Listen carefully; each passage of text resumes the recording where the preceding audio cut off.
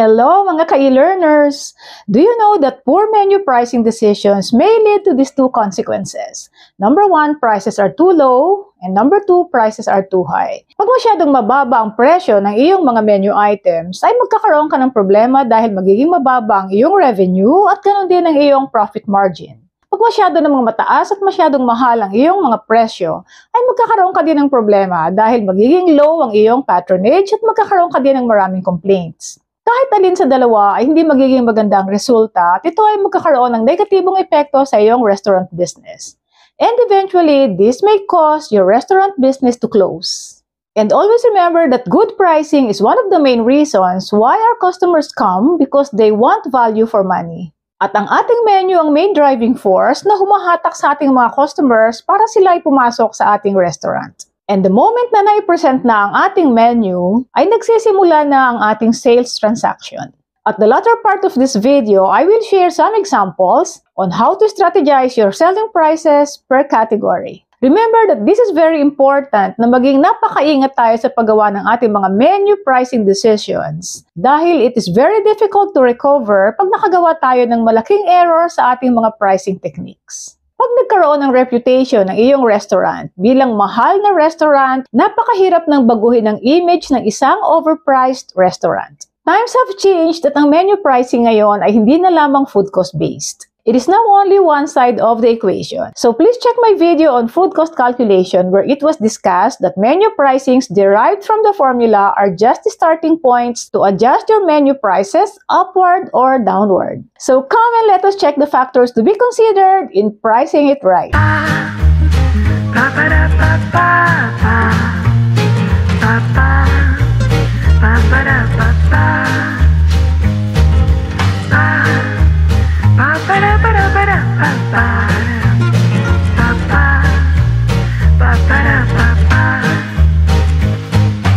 Magandang araw mga ka-e-learners! Ako si Miss Iyang inyong F&B specialist. I talk about food and beverage management. This channel is dedicated to all the hotel and restaurant management students, restaurant owners, food and beverage employees in the hospitality industry. Make sure you like, share, and subscribe so I can make more videos like this. I develop policies and procedures for F&B operations, food safety and hygiene, F&B sustainability, F&B cost control, and pre-opening templates and guidelines. I create tailored workshops and training solutions with coaching and mentoring. I want you to be empowered at magkaroon ng kaalaman sa pasikot-sikot sa food and beverage management. If that sounds good to you, then please give me a big thumbs up and let's go! Mga ka-e-learners, kung hindi pa kayo nakasubscribed, I would love to have you here in my channel as a subscriber. And rest assured that all my topics are based on the real-life scenarios in the F&B industry. Kindly hit the notification bell so you will be notified of my new videos. Thank you mga ka-e-learners! Kapag na-establish na natin ang ating mga selling prices based on our standard recipes and our target food cost percentage, ay pwede na natin gamitin ito as starting points to adjust our suggested selling prices. In adjusting your formula-driven selling prices, you need to consider a few factors. Number 1 is direct costs. Ito ang cost of goods sold.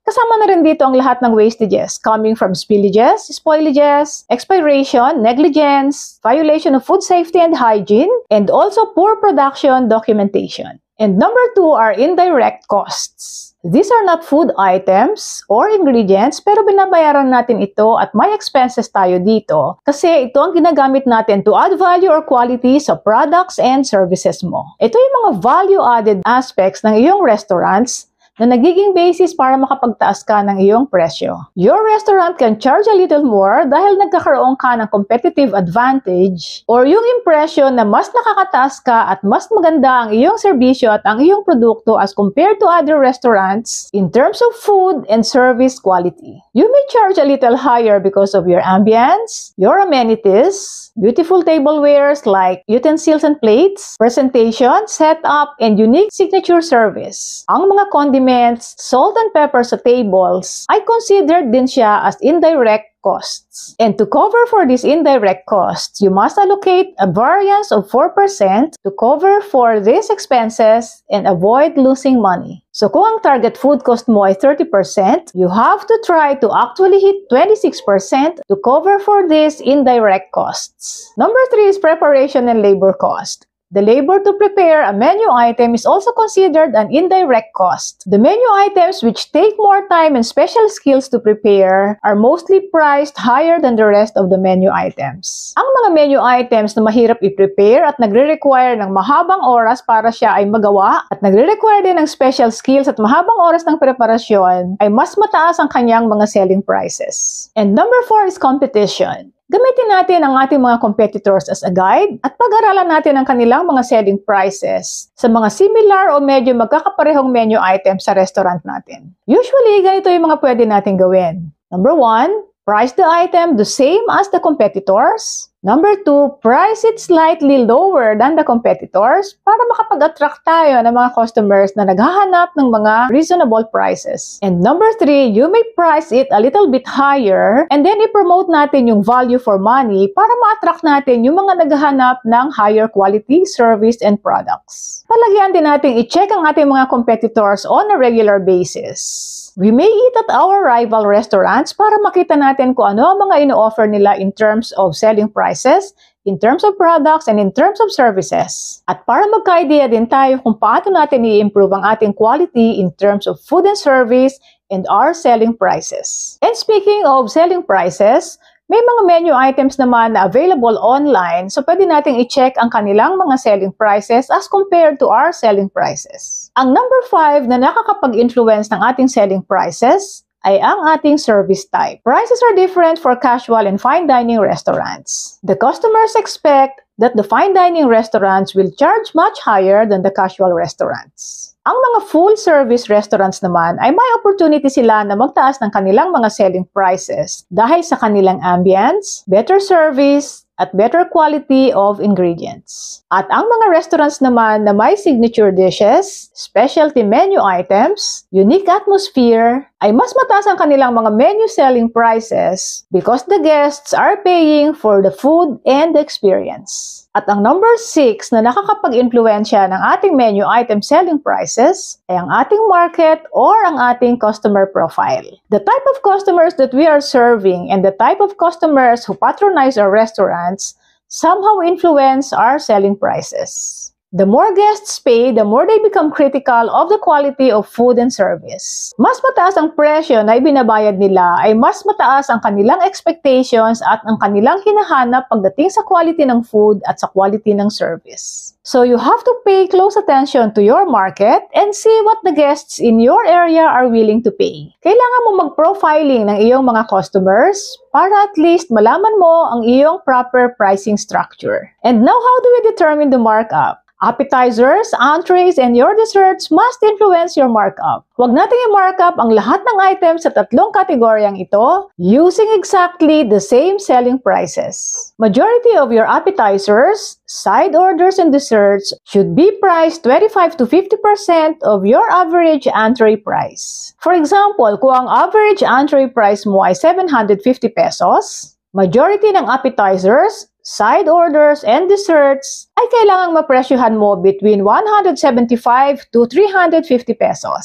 Pwede kang mag-develop ng appetizers and desserts within that price range para ma-meet mo ang iyong cost objective. And that makes your a la carte more appealing price-wise. And always remember that the price spread between the highest and the lowest priced item should not exceed 2.5 times the lowest priced item in each category. Although you can still price an item or two above that amount, but 80% of the items should be in that price range. And always remember that the desired average check is being determined while your menu items are being priced. Dito sa ating example sa pasta category ay meron tayong 9 items. Ang aglio e olio ang may pinakamababang presyo at 280 pesos.